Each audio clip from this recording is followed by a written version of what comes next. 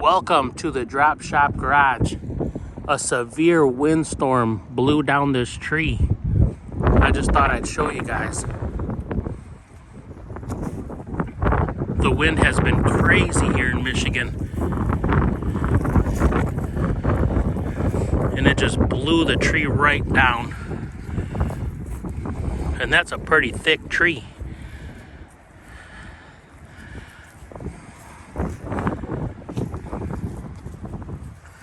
We had these windstorms that were like 40, 50 miles an hour.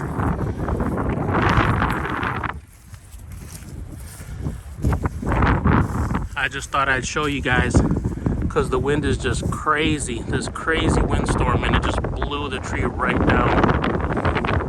I hope you guys have a great day. Please like and subscribe. And I hope you guys can hear me good throughout all this wind. I'll catch you guys on the next one.